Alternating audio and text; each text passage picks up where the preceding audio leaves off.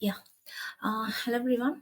First of all, thank you all for joining and thank you for giving me the opportunity to present in the GLA Summit 2025. So I'm Sangeetha. I'm a CLD certified LabVIEW developer, and the session today that I'm gonna take is about bridging embedded system and LabVIEW, where we will be focusing mainly on the deploying applications on Raspberry Pi. So, so before getting into the topic, let me give a short introduction about myself. So, as I already said, I'm Sangeetha Kadir, and I'm a certified LabVIEW developer, and I'm having like around 5.5 years of experience on the automotive domain. And I've been using LabVIEW from 2014 version onwards. And currently, I'm working as a lead engineer in Value India. And I have extensive knowledge and experiences on hill-based systems. And I've also worked on the Canoe RBS development, gateway implementation, and also I have worked on the DVPV validations and the development process in my career.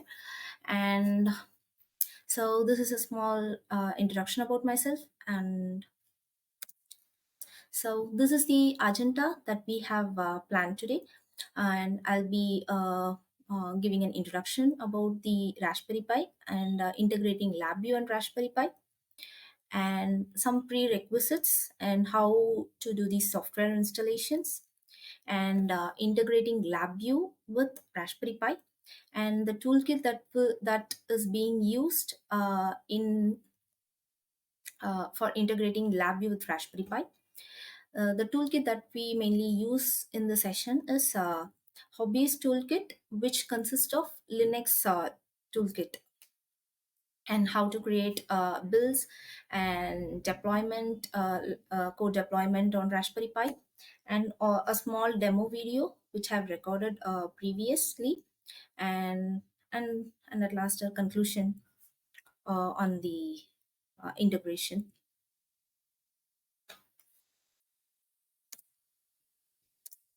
So, so coming on to the introduction part, this session mainly focuses on the integrating LabVIEW and Raspberry Pi, where we'll be collaborating the capabilities with a simplifying complex and data manipulations and control system for various applications such as remote monitoring, sensor data processing, and hardware level control system. So, what is Raspberry Pi? So, this session will be focusing mainly for the new developers who are new to LabVIEW. So that I'm trying to give a small introduction on the Raspberry Pi also.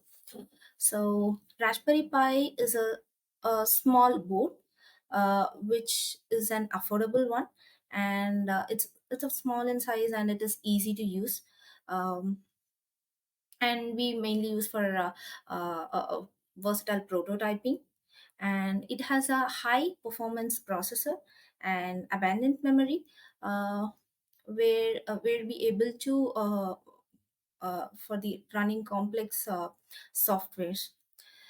So Raspberry Pi will be connected to any computer desktops or using mouse, keyboard, and it consists of a processor, a small SD card, memory card, and a graphic drivers like as we use in PCs.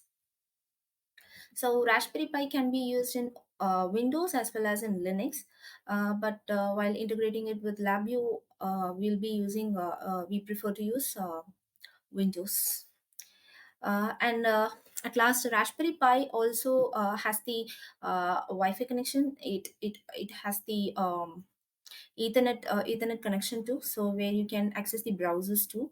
Um, it's a simple processor where where where we can use it as a PC, and how it's a small, let's consider it as a small PC. So the next is on the prerequisites of hardware and the software installation. So I have created a small demo video where uh, where I've integrated LabVIEW and with the PC. So what are the stuffs that required me for doing the demo? I've displayed it over here as a hardware and the software installation prerequisites. So coming on to the hardware part, here I have used Raspberry Pi 4B model. So Raspberry Pi is needed, and HDMI cable, mouse, keyboard, and monitor for the display purpose and for the accessing purpose. And next comes the most important part is the micro SD card. And we need an adapter in order to flash the SD card, and a power supply for powering on the Raspberry Pi, an Ethernet cable or a Wi-Fi connection in order to access the Raspberry Pi. And coming on to the LabVIEW side, I have used LabVIEW 2023 version of 32-bit, and one more important toolkit is the Hobbyist toolkit, which uses the Linux toolkit for the development and the deployment part of the integration. So first, let us go into the software installation part. So as I said previously, we need a Hobbyist toolkit. So the Hobbyist toolkit will be present inside the LabVIEW drivers. You can easily download it and install it from the LabVIEW NI package. From the NI package manager, where you can update the drivers, install and update the drivers and LabVIEW and drivers, under which you can search for the Hobbyist toolkit. Uh, Here I have installed 32-bit, and if you are using earlier versions than 2022, I prefer to download it from the NVI package manager, and you can search for Linux toolkit and you'll be able to download it. So software installation.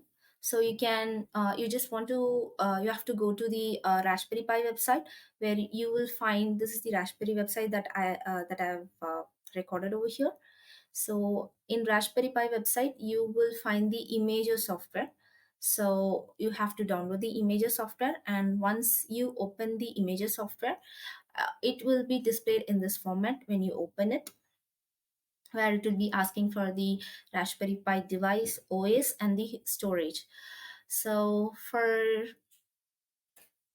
in order to select the Raspberry Pi device, here I have used 4B model. So you can choose the device as 4B model. There are n number of Raspberry Pi devices, like 0, 2, 3, and 5 also. And under OS, here I have chosen legacy 32-bit software. And then next important part is the storage SD card. So you need to insert the SD card into a card reader, and if you place, I mean, if you insert it into the computer, you'll be able to see the storage over here. So once all this data has been given, you have to give next. And once you give the next, it will ask the permission to overwrite the settings. So if you give S to the overwriting settings, you'll be able to provide the credentials of you need to provide the credentials like host name, username, and the password which you want to set. And if you want to use the wireless LAN data, then you need to specify those details also. And if you go to the services tab over here, then you'll be able to enable the SSH on services.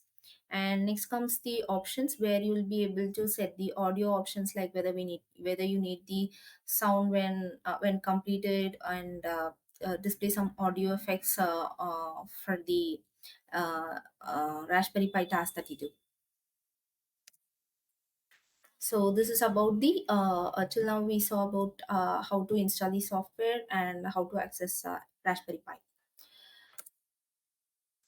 So okay, once the Raspberry Pi is being flashed completely, that is the OS has been updated, then you need to insert the Raspberry Pi SD card into the Raspberry Pi slot, and then you have to power on the Raspberry Pi, and you need to get the IP address of the Raspberry Pi, which is very important in order to configure and integrating the Raspberry Pi with LabVIEW.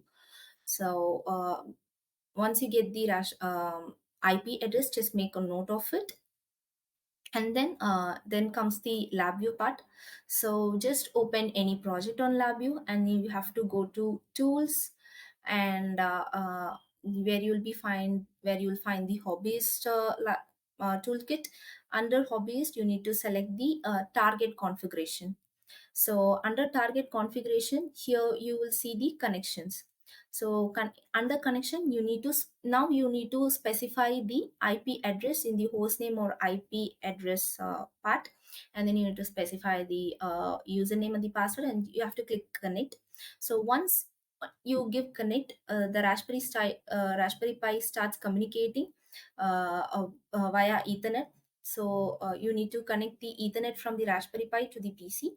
So once the connection has been established, the installation, network settings, and the info target info tabs will be enabled. And if you are a very first time user of flashing the Raspberry Pi, then under installation, you need to upgrade the version that is already been available. So this may take some couple of minutes for installing. During this installation process, internet access is required on the Raspberry Pi. So you need to make sure that internet is being connected, and you need to wait for a couple of minutes until the installation is completed, and automatically the target gets rebooted. In case if target is not rebooted, then then you have to try manually by shutting down the Raspberry Pi manually. So once that is done, again you need to do the same process of opening the project and go to Tools, and try under connection. You need to give the IP address, and then you have to connect it. Then the connection will be established. So once the connection is established, the Raspberry Pi, I mean, from not connected, it will be changed to Raspberry Pi or the IP address that you have set. So the next is the target creation. So you have to create a new project. So you have to right click on the new project, just give new targets and devices. Under targets and devices, you can specify the target IP address if as we already know. So here we have Linux toolkit that we have already downloaded. So we need to specify the IP address, and we need to choose the Raspberry Pi. So once that is given, you will have to give OK. Then you'll be able to see the Raspberry Pi will be added. and and in case if IP address is not added, you have to right click the Raspberry Pi, which has been present over here, and you have to go to properties, and again you need to specify the IP address of the Raspberry Pi. So this time it will definitely connect, and the Raspberry Pi LED will be turned on, which will glow in a green color. Previously, if it is not connected, it will be turned off.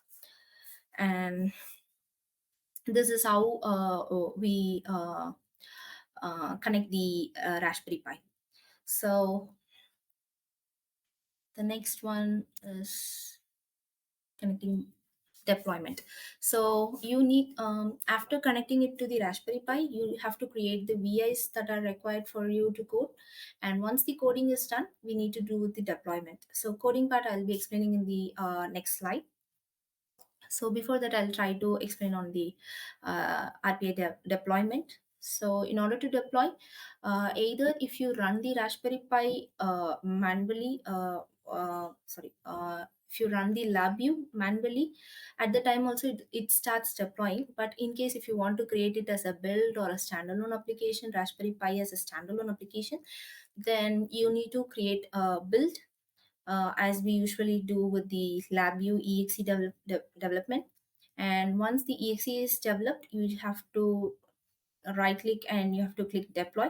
So once if you deploy this one, Raspberry Pi, the coding that you have created or done in the LabVIEW will be deployed into the Raspberry Pi. And if you want to run this as a startup, you can right click on the application exe that you have created, and if you give run as startup, this will automatically create a deployment as a run as startup. So the next comes the most interesting part and the important part is the obvious toolkit. So LabVIEW previously before 2020 versions, there is a toolkit separately named as Linux. Now the Linux has been under hobbies toolkit. So here I have added the Linux toolkit in user libraries. So if you go to the Maker Hub, and you'll find the Linux, and in Linux there will be multiple functions like private and public. So Linux functions are present in public. Under public, there is an open session as we implement on any software. We used to proceed with the initialize, read, write, and then the close part. So here we have the open session and the initialization and the close function over here. And also a few more functions like analog, digital functions where you want to read the analog or digital data, or you have to write the analog or digital data.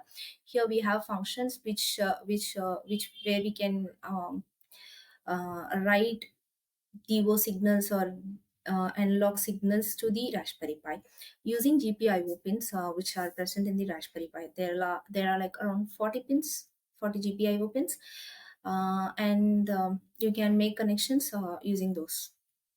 So these are the functions that we have in Linux toolkit. So the next is the small recorded demo video, which where I have where I have used only one pin, DIO pin, that is DIO pin number 13. Before that, this is the GPIO pins of the Raspberry Pi. So as I said, there are 40 pins. In those 40 pins, I'm just using only the DIO 13 pin alone. So here I will give the input for this pin, and I'll try to read the I'll try to read the output in a, relay board. So I have a 4-channel relay board where I've given where I'll be connecting it to the relay board input 2 alone. So where I'll be playing with the blink test of turning on and turning off of the relay board. Instead of connecting the LED, I've connected it with the relay board. So this is a small code where I have created. So this is a opening session. Here I have used local IO, and I've here I'm just writing the data to the Raspberry Pi. So that data is being reflected or read in relay board. Here I have used a digital write for one channel, so there is only one input for the DIO channel, and then the LED value. So in case if you want to set for multiple pins, then you can use digital write n channel. Here then at the time it will be updated as an array, where you can update it at a stretch for digital inputs, and then you have to close the session. So this is a very small program that I have created for the demo purpose alone. So this is the LabVIEW runtime running code, where I have once I start running, the code starts deploying into the Raspberry Pi.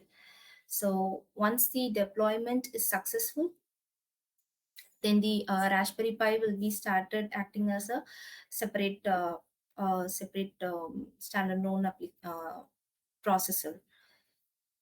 So here from this video we can see like the LED, the relay board LED turns on and turns off as soon as I set the boolean over here. So here I have used only the pin number 13. So this yellow wire which has been present over here is the digital DIO 13 pin. And here in order to give the supply to the relay board, I have used the pin number 4 and pin number 34 for the positive and the negative in order to give the supply to the relay board. So I have plugged in the Raspberry Pi. So here we can see the Raspberry Pi is being turned on and the data has been transferred, and I'm able to control the relay port using Raspberry Pi. So this is a small demo on how we are integrating Raspberry Pi and LabVIEW. So now we are into the conclusion part. So advantages and disadvantages of using Raspberry Pi. So as we know that it requires only low power consumption, and it is easy to use, and it is suitable for prototyping, and supports wide range of peripherals, and the most important one is the affordable price. So it is easy to use, and it can be used by anyone. And coming to the disadvantage part, it's a low processor and unexpandable RAM memory, and it is complex for multitasking, and it always requires a micro SD card, uh, and it will be having only low internal storage. And coming on to the conclusion, so this Raspberry Pi is being used in various application, various places like industries, automations, home automations, image processing, and and also in education institutions for the purpose of prototyping. Also, it is being used healthcare, robotics. So uh, it has a wide range of uses, and and these are the um, and also it is a cost effective embedded solution. So this is about uh, integrating LabVIEW with Raspberry Pi using a Linux toolkit. So yeah, so that's it from my side. And actually, thank you all for providing this opportunity, and for giving me this opportunity to present it over here.